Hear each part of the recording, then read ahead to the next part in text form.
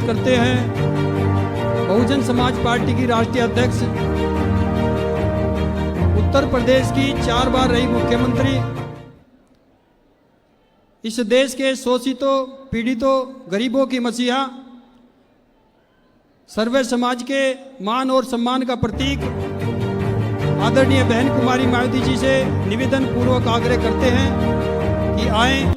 और इस जनसभा को संबोधित करने का काम करें। सम्मानित साथियों,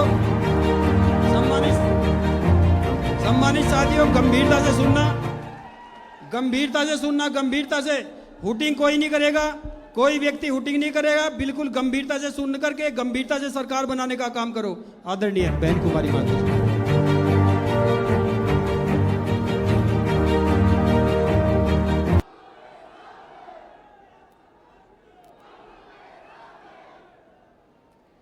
भारतीय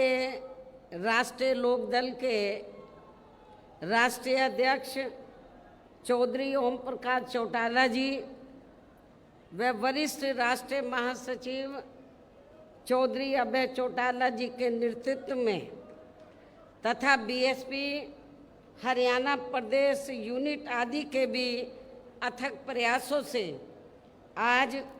माननीय चौधरी देवीलाल जी के जन्मदिन के उपलक्ष्य में सम्मान दिवस के रूप में हो रही इस विशाल महारैली में इकट्ठा हुए भारतीय राष्ट्रीय लोकदल व बहुजन समाज पार्टी के बने इस गठबंधन के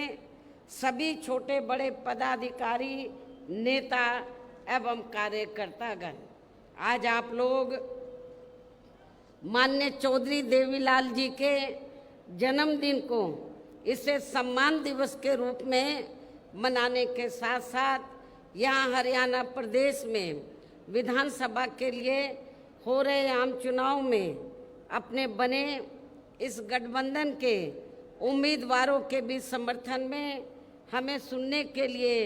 यहाँ भारी संख्या में इकट्ठा हुए हैं, तो इसके लिए मैं आप सभी लोगों का हार्दिक दिल से आभार प्रकट करती हूँ। और जिनको अर्थात गठबंधन के उम्मीदवारों को कामयाब बनाने के लिए भारतीय राष्ट्रीय लोकदल के राष्ट्रीय अध्यक्ष चौधरी ओम प्रकाश चौटाला जी व वरिष्ठ राष्ट्रीय महासचिव चौधरी अभय चौटाला जी और इनके सभी साथीगण तथा बीएसपी के भी नेशनल कोऑर्डिनेटर श्री आकाश आनंद व यहाँ के संयोजक श्री रणधीर बेनीवाल और इनके भी सभी साथीगण पूरे जी जान से लगे और इस गठबंधन को इनेलो के राष्ट्रीय अध्यक्ष चौधरी श्री देवीलाल चौधरी श्री ओम प्रकाश चौटाला जी का भी पूरा समर्थन व आशीर्वाद प्राप्त है, जो हमारे बीच में यहाँ मौजूद भी हैं। और अब मैं यहाँ आपके हरियाणा प्रदेश में अपने इस गठबंधन की, अपने बने इस गठबंधन की सरकार बनाने के संबंध में कुछ ज़रूरी बातें आप लोगों के सामने रखूं, लेकिन इससे पहले मैं माननीय चौधरी देवीलाल जी के जन्म दिवस पर इनको शत शत नमन व अपने हार्दिक श्रद्धा सुमन अर्पित करने के साथ ही इनके देश व जन सेवा को भी पूरे तहे दिल से आदर सम्मान करती हूँ। हालांकि इनके बारे में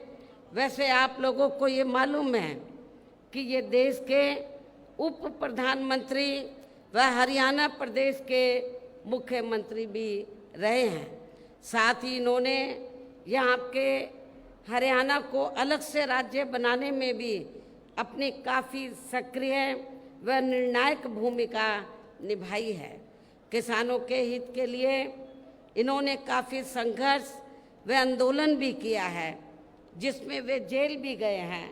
इसके पूर्व में देश की आज़ादी के लिए भी इनका सराहनीय योगदान रहा है, जबकि कांग्रेस के राज में लगी इमरजेंसी में इनको भी जेल में जाना पड़ा है।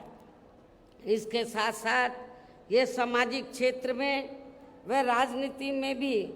काफ़ी सक्रिय रहे हैं। ये अपनी पार्टी भारतीय राष्ट्रीय लोकदल के संस्थापक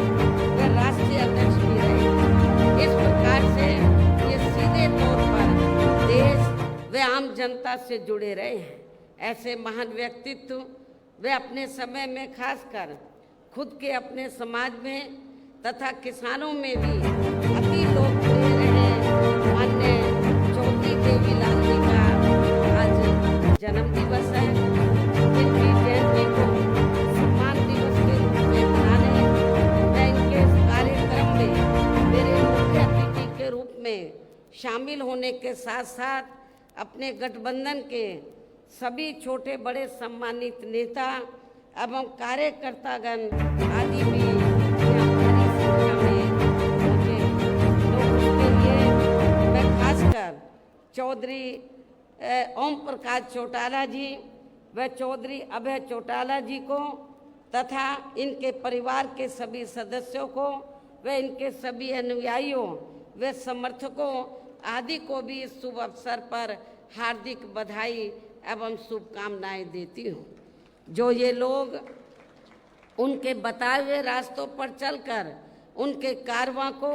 आगे बढ़ाने में पूरे जी जान से लगे हैं। और वैसे भी इस समय यहाँ विधानसभा के लिए हो रहे आम चुनाव में यदि बीएसपी व इनेलो का बना ये गठबंधन अपनी सरकार बना लेता है तो फिर यही इनके लिए इस बार इनको सच्ची श्रद्धा भी होगी। इस उम्मीद के साथ ही यहाँ हो रहे विधानसभा चुनाव में अब मेरा ये कहना है कि अपने देश को आज़ाद हुए व भारतीय संविधान को भी लागू हुए यहाँ बरसों बीत चुके हैं और इस लंबी अवधि में केंद्र व आपके हरियाणा प्रदेश में भी विभिन्न विरोधी पार्टियों की सरकारें रही हैं। लेकिन दुख की बात यह है कि इस दौरान आपके यहाँ हरियाणा प्रदेश में भी अधिकांश विरोधी पार्टियों की रही सरकारों में सर्व समाज में से दलितों, आदिवासियों, पिछड़े वर्गों, मुस्लिम व अन्य धार्मिक अल्पसंख्यकों के साथ साथ गरीबों, मजदूरों, किसानों, व्यापारियों एवं अन्य मेहनतकश लोगों का भी पूर्ण रूप से विकास व उत्थान आदि नहीं हो सका है। जिनकी सरकारों की गलत नीतियों एवं गलत कार्य प्रणाली आदि को अब इन्हें और ज़्यादा आजमाने की ज़रूरत नहीं है। और इस मामले में विशेषकर दलितों, आदिवासियों व अन्य पिछड़े वर्गों के लोगों को मैं ये बताना जरूरी समझती हूँ कि इन वर्गों को परम पूज्य बाबा साहब डॉक्टर भीमराव अंबेडकर के कड़े संघर्ष एवं अथक प्रयासों से भारतीय संविधान के तहत मिले कानूनी अधिकारों में से खासकर सरकारी नौकरियों में जो आरक्षण की सुविधा मिली है तो उसे भी यहाँ शुरू से ही कांग्रेस पार्टी और अब बाद में बीजेपी व इनके गठबंधन दल तथा अन्य पार्टियों की भी रही सरकारों की जातिवादी सोच व मानसिकता के चलते इन्हें अभी तक भी आरक्षण का पूरा लाभ नहीं मिल पा रहा है। इन वर्गों के लोगों को अभी तक भी इन्हें आरक्षण का पूरा लाभ नहीं मिल पा रहा है और अब तो इनके इस आरक्षण को ये पार्टियां मान्य कोर्ट की आड़ में इसे प्रभावहीन बनाने में वे खत्म करने की भी पूरी कोशिश में लगी हुई है। और इसका खास उदाहरण दिनांक 1 अगस्त 2024 को माननीय सुप्रीम कोर्ट का दिया गया निर्णय है, जिस पर कांग्रेस, बीजेपी व इनके सहयोगी दल अभी तक भी अपनी चुप्पी साधे हुए हैं। और इस संदर्भ में यदि केंद्र की भाजपा सरकार की व कांग्रेस की तथा इनके गठबंधन दलों की भी नीति व नियत साफ होती तो फिर ये सरकार माननीय सुप्रीम कोर्ट के आरक्षण को लेकर आए निर्णय में, जिसमें कोर्ट ने जिसमें कोर्ट ने एससी व एसटी के आरक्षण में वर्गीकरण व क्रीमी लेयर आदि को लागू करने की बात कही है, जो उसे खत्म करने व फिर करने की बात कही है, तो उसे खत्म करने व फिर से पूर्व की स्थिति में लाने के लिए विशेष सत्र बुलाकर संवैधानिक संशोधन विधेयक जरूर लाए, यदि तथा उसे पास भी जरूर करवा दिए, और इसके लिए पूरा विपक्ष मिलकर सरकार पर दबाव जरूर बनाए। और हम भी देखते हैं कि विपक्ष कितना दलितों और आदिवासियों के आरक्षण के साथ है, लेकिन ऐसा करना तो बहुत दूर की बात रही, बल्कि इन्होंने माननीय सुप्रीम कोर्ट के इस आए निर्णय पर कुछ भी खुलकर नहीं बोला। और इस मामले में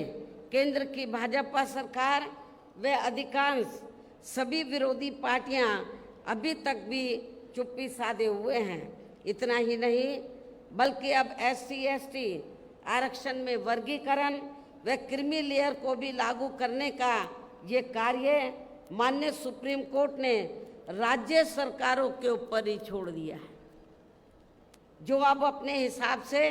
इसका पूरा राजनीतिक फायदा भी उठाएंगे। साथ ही इसकी आड़ में इन वर्गों को बांटकर इन्हें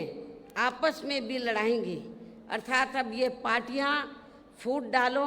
व राज करो की नीति का भरपूर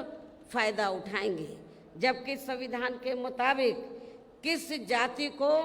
एससी व एसटी की सूची में शामिल करना है या नहीं करना है, तो इसका ये अधिकार अभी तक केवल संसद व माननीय राष्ट्रपति जी को ही दिया हुआ था, जिसे 1 अगस्त 2024 को माननीय सुप्रीम कोर्ट के आए निर्णय के जरिए वापस लेकर इसे अब सीधे राज्य सरकारों को ही दे दिया गया है, जिससे अब इन वर्गों के साथ काफ़ी जाति होगी, अर्थात इनका अब ये आरक्षण ना के बराबर ही रह जाएगा। और अब कांग्रेस के श्री राहुल गांधी ने तो विदेश में जाकर इनके सभी आरक्षण को ही आगे वक्त आने पर ख़त्म करने का ही ऐलान कर दिया है। लेकिन जब वो भारत में रहते हैं और ख़ास तौर से भारत में रहते हैं और उनको लगता है कि किसी राज्य में चुनाव हो रहा है, तो फिर इधर आकर वो गिरगिट की तरह रंग बदल लेते हैं और क्या बोलते हैं इधर आकर कि हम आरक्षण के पक्ष में हैं। बाहर जाकर वो बोलते हैं हम आरक्षण को ख़त्म करना चाहते हैं इंडिया में एससी एसटी के, और इधर आकर बोलते हैं कि हम आरक्षण के पक्ष में हैं। आप इसको कांग्रेस की क्या नीति समझेंगे? ये कांग्रेस की दोहरी नीति है, ये स्पष्ट नीति नहीं है, ये भी आप लोगों को समझना चाहिए। तो ऐसी कांग्रेस पार्टी जो एससी एसटी के आरक्षण के बारे में कहती कुछ है और करती कुछ है, तो आपको इस पार्टी को जो इस बार हरियाणा में तो विधानसभा का आम चुनाव हो रहा है, इस चुनाव में खास तौर से दलितों को इनको सबक सिखाना बहुत ज़रूरी है। इसलिए इन वर्गों के लोगों को बाबा साहब डॉक्टर भीमराव अंबेडकर द्वारा जो इन्हें आरक्षण का ये संवैधानिक अधिकार मिला है, ये कोई कांग्रेस ने नहीं दिया है, ये परम पूज्य बाबा साहब डॉक्टर अंबेडकर ने एससी एसटी वर्गों के लोगों को जो आरक्षण की सुविधा दिया है, ये संवैधानिक अधिकार परम पूज्य बाबा साहब डॉक्टर अंबेडकर ने आप लोगों को दिया है। तो इसे बचाने के लिए अब इन सभी विरोधी पार्टियों को यहाँ आपके हरियाणा प्रदेश में हो रहे विधानसभा आम चुनाव में कतई भी अपना वोट नहीं देना है। यदि आप लोगों को इससे बचाना अपने आरक्षण को, तो आप लोगों को कांग्रेस बीजेपी एंड कंपनी के लोगों को कतई भी अपना वोट नहीं देना है, जो अभी तक भी माननीय सुप्रीम कोर्ट के इस आए निर्णय के संदर्भ में कुछ भी खुलकर बोलने के लिए तैयार नहीं है। ऐसी स्थिति में अब इन वर्गों को इस चुनाव में अपने बने इस गठबंधन की सरकार बनाकर इसे लागू होने से तब तक लटकाकर व रोक कर रखना है जब तक केंद्र की सरकार कोर्ट के इस निर्णय को संवैधानिक संशोधन के जरिए खत्म करके इसे पुरानी स्थिति में बहाल नहीं कर देती है। इसको आपको राज्यों में पास नहीं होने देने का, इसको लटका के रखना है सुप्रीम कोर्ट के जजमेंट को, निर्णय को। कब तक? जब तक केंद्र की सरकार कोर्ट के इस निर्णय को संवैधानिक संशोधन के जरिए खत्म करके इसे पुरानी स्थिति में बहाल नहीं कर देती है। और इसके लिए अब आप लोगों को इस चुनाव में या उन सभी विरोधी पार्टियों को सत्ता में आने से जरूर रोकना है जो माननीय सुप्रीम कोर्ट के आए इस निर्णय के पक्ष में है, समर्थन में है। और इनके स्थान पर अब आपको एक तरफा अपना वोट केवल बीएसपी व इनेलो के बने अपने इस गठबंधन को ही देना है, ताकि सत्ता में आकर या आपके स्टेट में, आपके हरियाणा प्रदेश में माननीय सुप्रीम कोर्ट के आए इस निर्णय पर कुछ हद तक अंकुश लगाया जा सके। जब तक पार्लियामेंट में ये संशोधन बिल पास नहीं होता है तो कम से कम ये गठबंधन की सरकार बनती है तो हम उसको लागू नहीं होने देंगे, इसको लटका कर रखेंगे। तो ये इसके लिए आप लोगों को अपने गठबंधन की सरकार बनाना बहुत ज़रूरी है। इतना ही नहीं बल्कि यहाँ विरोधी पार्टियों की ज़्यादातर रही जातिवादी मानसिकता के चलते देश में आज़ादी के बाद शुरू में केंद्र एवं अधिकांश राज्यों में भी काफ़ी लंबे समय तक सत्ता में आसीन रही कांग्रेस पार्टी ने व इनके सहयोगी दलों ने भी, और अब पिछले कुछ वर्षों से केंद्र एवं काफ़ी राज्यों में भी बीजेपी व अन्य जातिवादी पार्टियों की भी रही सरकारों ने इनका आरक्षण का कोटा अभी तक भी पूरा नहीं किया है, पूरा नहीं भरा है। आपके हरियाणा प्रदेश में भी काफ़ी सीटें खाली पड़ी हुई हैं, जबकि यूपी में जब मेरे नेतृत्व में 4 बार सरकार बनी, मैंने विशेष अभियान चलाकर जो सरकारी नौकरियों में रिजर्वेशन कोटा अधूरा पड़ा था या पूरा नहीं था, उसको मैंने विशेष अभियान चलाकर इसको पूरा कराया था। इसे फिर अंत में अधिकांश और ये क्यों नहीं भरते हैं कांग्रेस बीजेपी जो अन्य पार्टियां इनका आरक्षण का कोटा ये पूरा क्यों नहीं करती हैं? क्योंकि उनको मालूम है कि लोग भूल भाल जाएंगे और इसे फिर अंत में अधिकांश किसी न किसी रूप में फिर ये पार्टियां इनकी नौकरियों को सामान्य वर्गों को ही दे देती हैं। पदोन्नति में आरक्षण को तो इन्होंने मान्य कोर्ट की आड़ में काफ़ी हद तक खत्म ही कर दिया है और इस मामले में लगभग यही खराब स्थिति हमें यहाँ के हरियाणा प्रदेश में भी देखने के लिए मिल रही है। इसके साथ ही अब इन वर्गों के लोगों को प्राइवेट सेक्टर में आरक्षण दिए जाने की व्यवस्था किए बिना ही केंद्र व राज्यों में भी ज़्यादातर सरकारी कार्य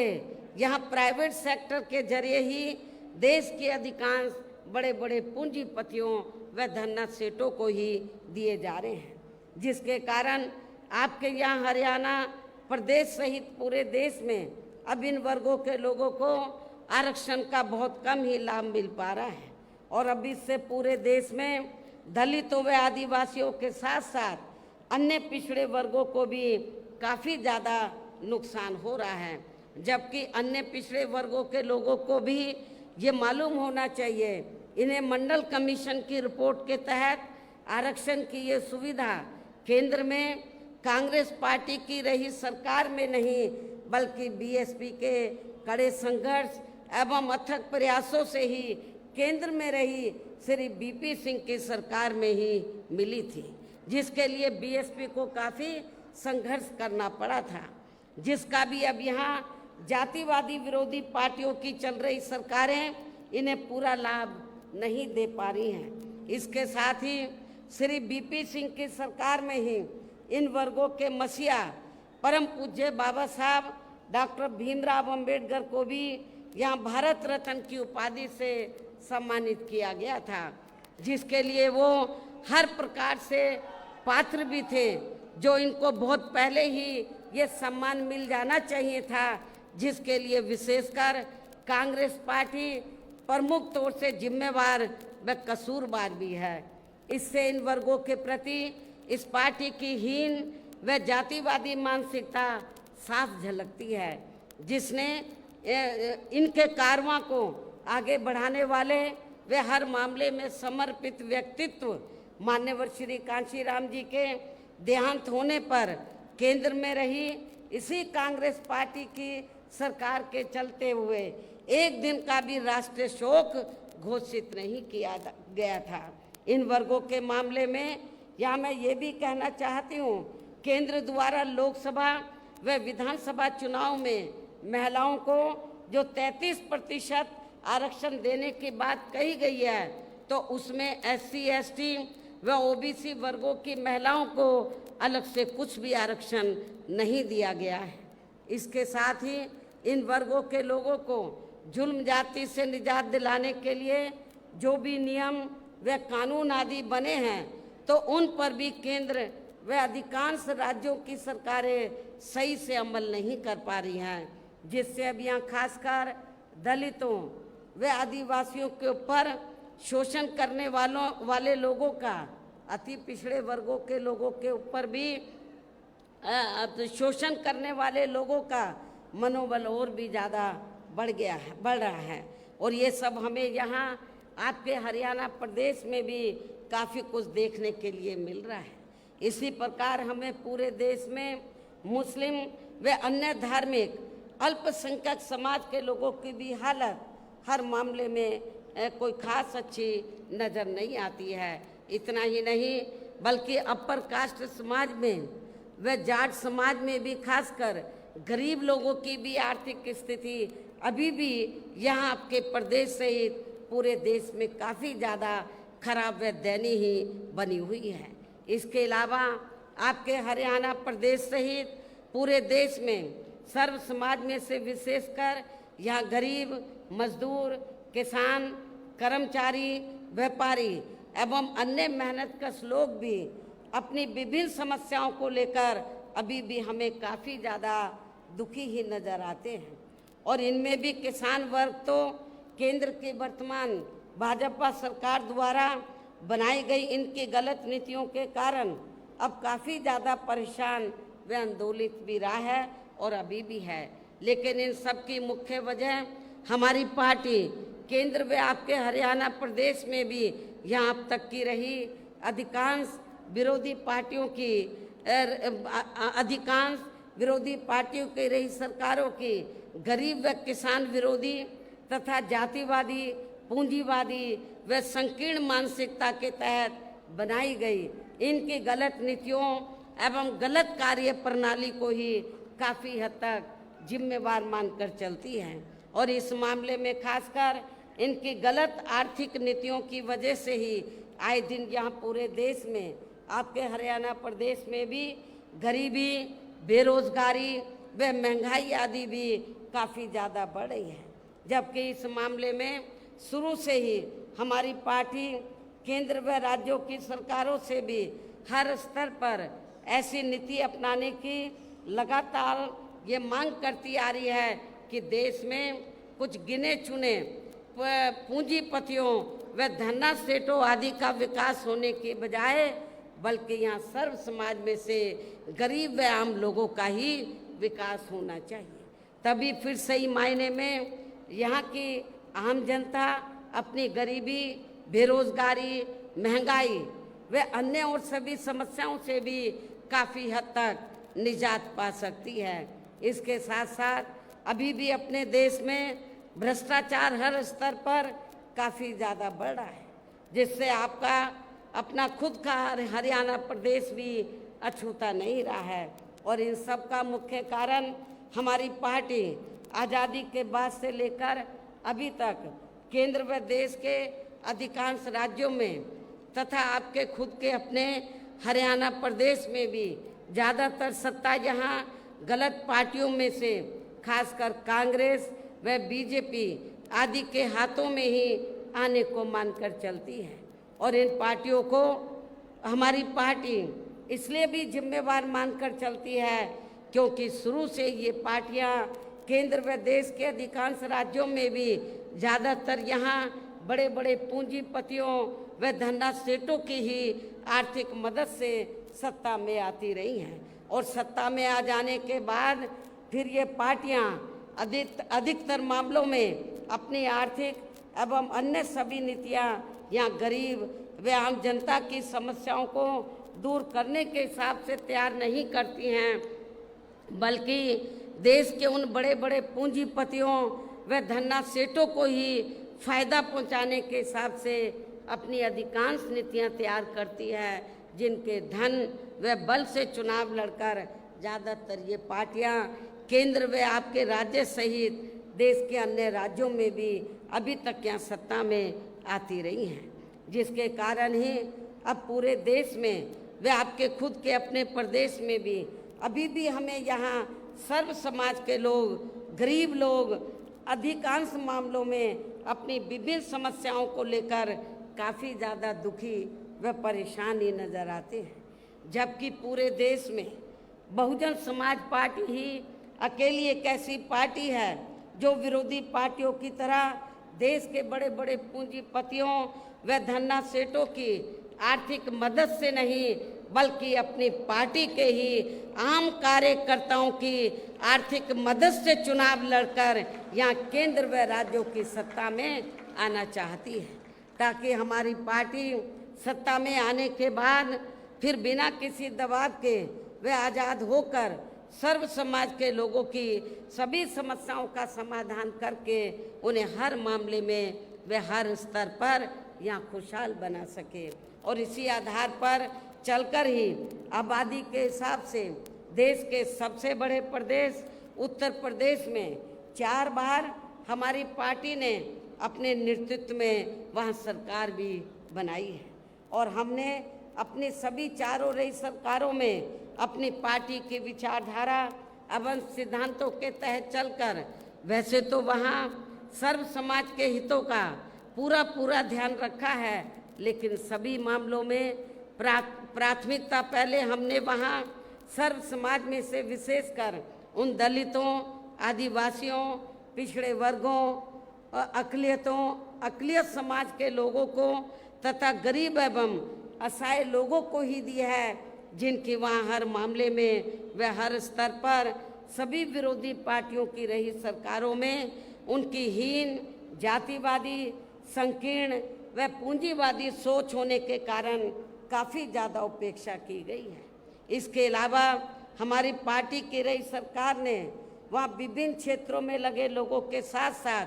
छात्रों, युवाओं, महिलाओं व बुजुर्गों आदि के हितों में भी अनेकों महत्वपूर्ण व ऐतिहासिक कार्य किए हैं,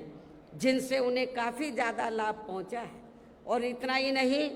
आपके हरियाणा प्रदेश में तो कांग्रेस केवल थोड़ी सी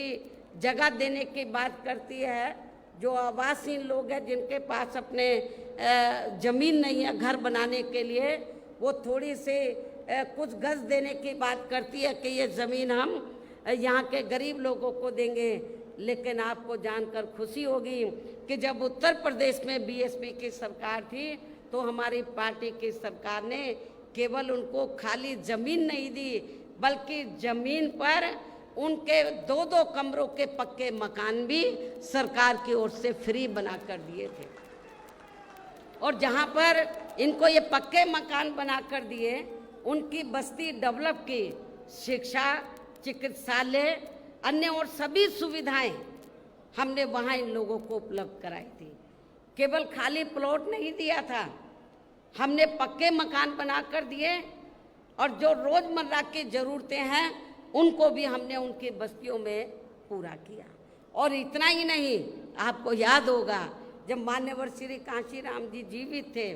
और हरियाणा प्रदेश में आते थे, आप लोग बड़े दुखी थे कि हमारे पास रोटी रोजी के साधन नहीं है, हमारे पास खेती करने के लिए ज़मीन नहीं है। तो उस समय आप लोग एक नारा लगाते थे कि जो जमीन सरकारी है वो जमीन हमारी है। आप लोग एक नारा लगाते थे, लेकिन वो नारा आपका पूरा नहीं हो पा रहा था हरियाणा में, और ये कब होगा? जब आपकी सरकार बनेगी। लेकिन जब उत्तर प्रदेश में 4 बार हमें सरकार बनाने का मौका मिला, तो उत्तर प्रदेश में हमने बड़ी संख्या में लाखों लोगों को, जो दलित वर्ग के लोग थे और जो गरीब लोग थे अन्य समाज में, उनको हमने किसी किसान भाई की 1 इंच भी जमीन छीनकर हमने भूमिहीन लोगों में नहीं बांटी थी, बल्कि सरकार के पास जो खेती करने के लिए सरकारी ज़मीन खाली पड़ी थी, उस सरकारी ज़मीन के 2-2, 3-3 एकड़ के पट्टे काटकर हमने भूमिहीन लोगों को, जो गरीब लोग हैं, भूमिहीन लोग, जो दलित वर्ग के लोग हैं, उनको खेती करने के लिए हमने फ्री दी। और इतना ही नहीं, आपको ये भी मालूम है कि जहाँ पर दलित बस्तियाँ होती हैं तो वहाँ जाते ही मालूम पड़ जाता है हर गांव में, गांव देहात में, कि यहाँ पर दलित वर्ग के लोग रहते हैं। क्योंकि जो भी पार्टियां सत्ता में आई,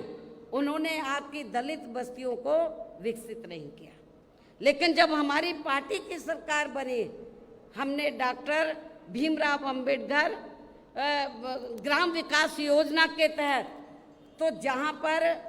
दलित लोग रहते थे, हमने गांव चिन्हित किए अधिक तादाद में, उनको हमने इस योजना के तहत हर सुविधा से हमने उनको सुविधा मुहैया कराई, उनको सुविधा उपलब्ध कराई और उनको विकसित किया, डेवलप किया। ये भी आप लोगों को मालूम है। और उस गांव में जाते ही मालूम पड़ जाता था कि ये डॉक्टर अंबेडकर गांव है। और जब मेरी गवर्नमेंट के दौरान, जब हमारे समाज के लोग अपने बच्चियों का रिश्ता करते थे गांव में, तो देखते थे कि हमारी बेटी का रिश्ता डॉक्टर अंबेडकर गांव में ही होना चाहिए, ताकि हमारी बेटी को शौचालय के लिए कहीं बाहर ना जाना पड़े, जंगल में ना जाना पड़े। हमने शौचालय भी बनाए। अब उन्हें ये लोग अपना काउंट कर लेते हैं।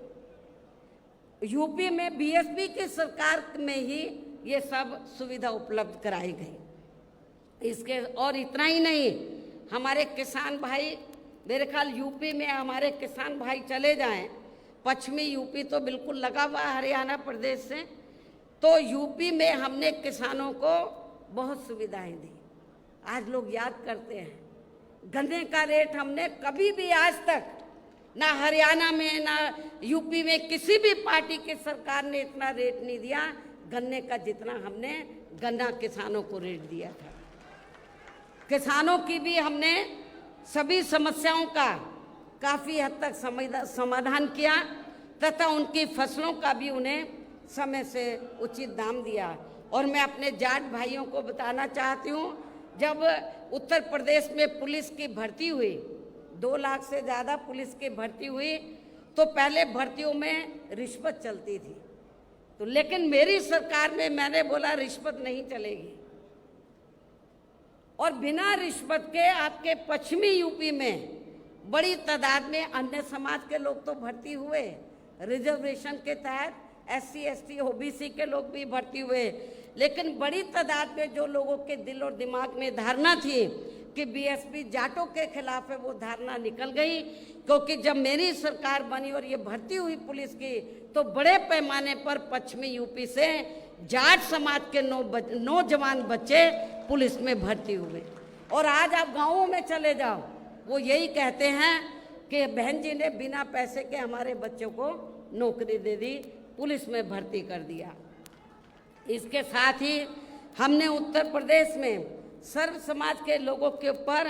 किसी भी प्रकार की कोई जुल्म जाति आदि भी नहीं होने दी है। इतना ही नहीं, बल्कि हमारी पार्टी की रही सरकार ने